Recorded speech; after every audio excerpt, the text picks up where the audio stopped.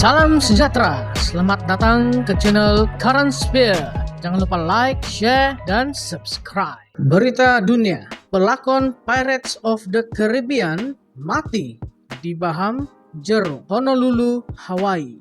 Pelakon Pirates of the Caribbean, Tamayo Perry, meninggal dunia selepas diserang seekor jerung semasa meluncur ombak di Hawaii. Laporan Perbadanan Penyiaran Britain hari ini.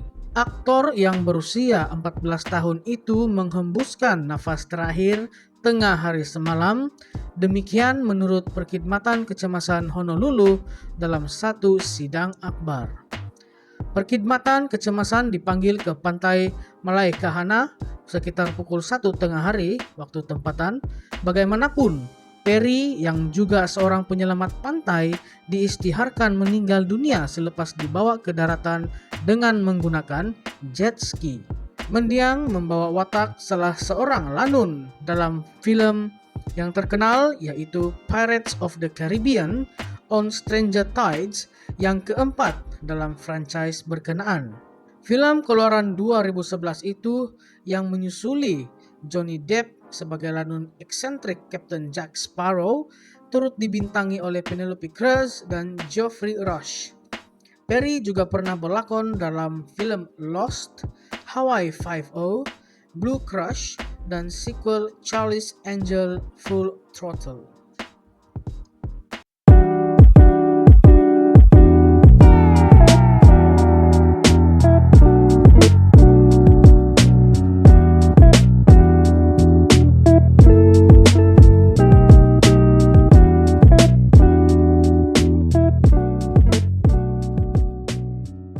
I try first before the players.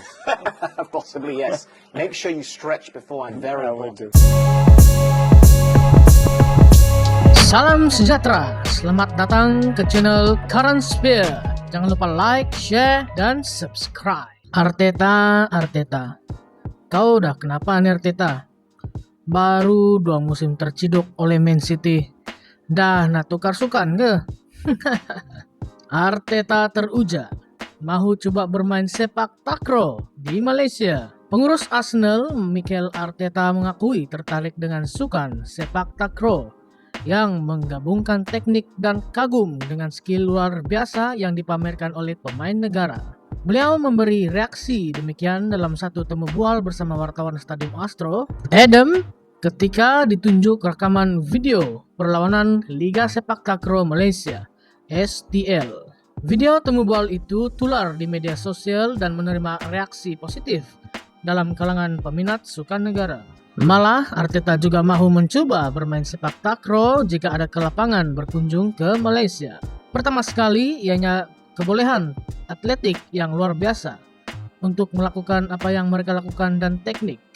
Permainan yang menakjubkan, saya ingin mencobanya. Saya akan coba yang terbaik. Saya memang teringin nak main permainan ini, kata Mikel Arteta, pengurus Arsenal itu. Adam kemudian mencadangkan mungkin selepas ini Arsenal mengunjungi Malaysia untuk aksi pramusim. Dan Arteta setuju sambil berkata, saya akan pastikan saya main dulu permainan ini sebelum pemain saya. Sukan sepak takraw sentiasa didominasi oleh negara Asia Tenggara dan kini semakin dikenali di beberapa negara Eropa termasuk Amerika Serikat. Pada pandangan Anda, posisi mana yang sesuai untuk Arteta jika beliau bermain sepak takraw? Adakah Vida? Karena Arteta terkenal dengan kreativiti dan kemampuan melakukan assist ketika bermain bola sepak.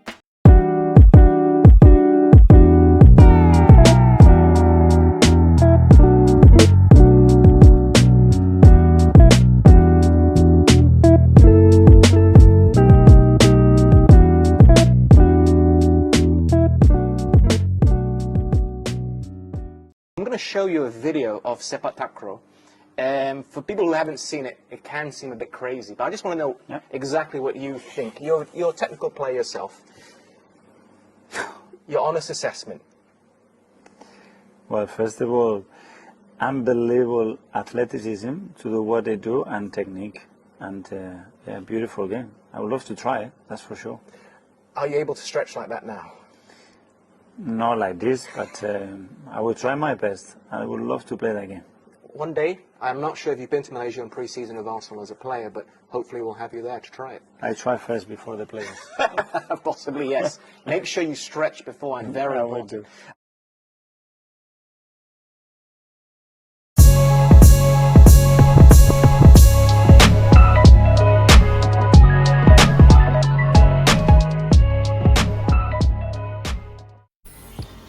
Adakah kerajaan dalam diam menyekat suara rakyat? Terdapat dakwaan di mana kerajaan berselindung atau bertindak secara rahasia dalam mencabul hak kebebasan bersuara dan pendapat rakyat.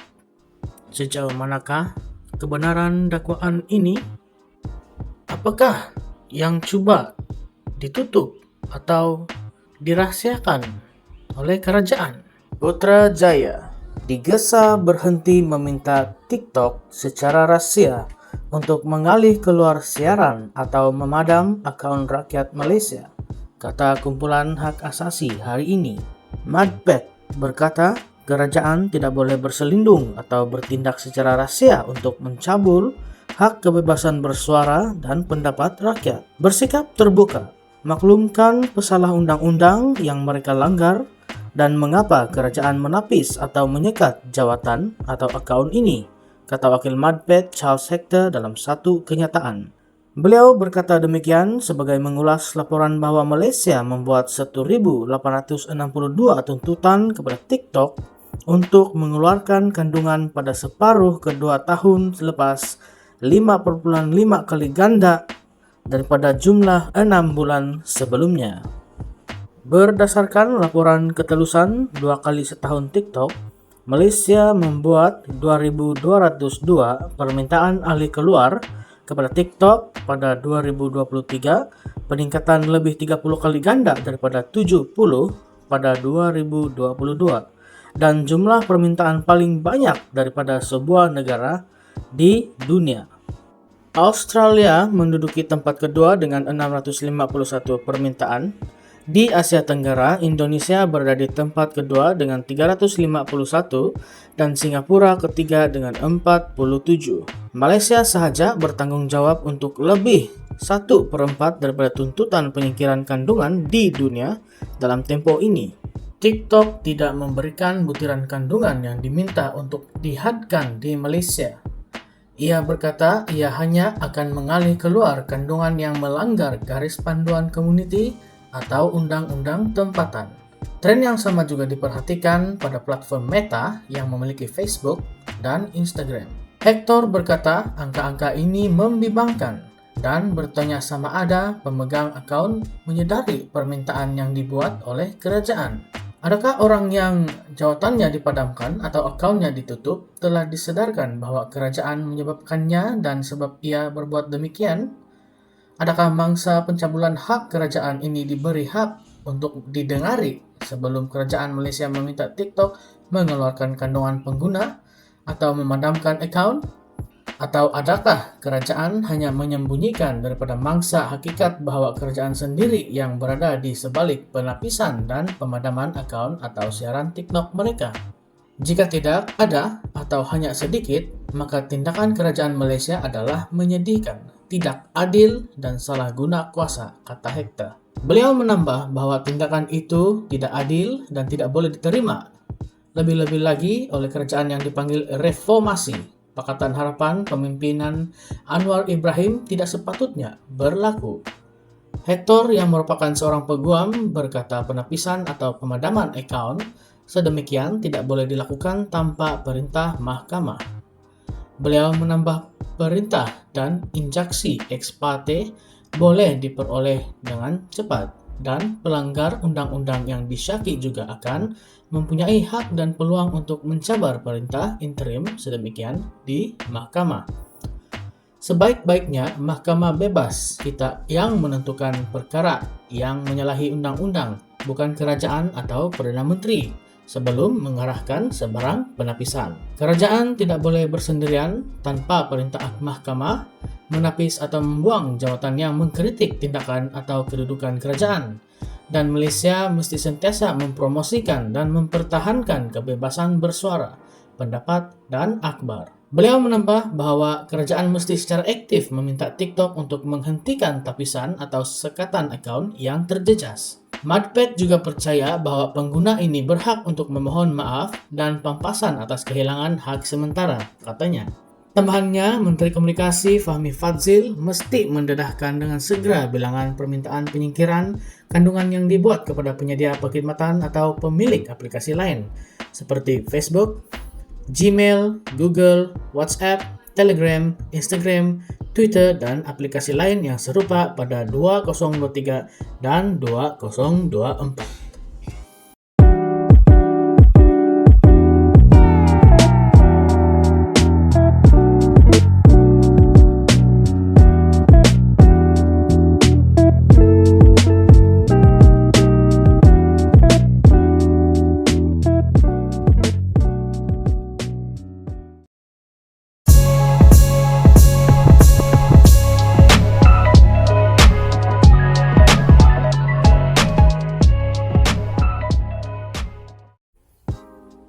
Salam sejahtera dan selamat datang ke channel Current Sphere.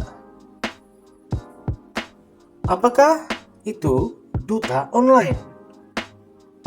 Pelantikan 200 orang duta online dalam kalangan kaki tangan Kementerian Perumahan dan Kerajaan Tempatan KPKT merupakan satu tindakan yang amat merugikan. Terdapat dakwaan yang mengatakan duta online ini adalah salah satu agenda parti DAP. Terdapat juga dakwaan kartel dan perasuah akan berselindung di sebalik penguatkuasaan duta online. Sejauh manakah dakwaan ini benar?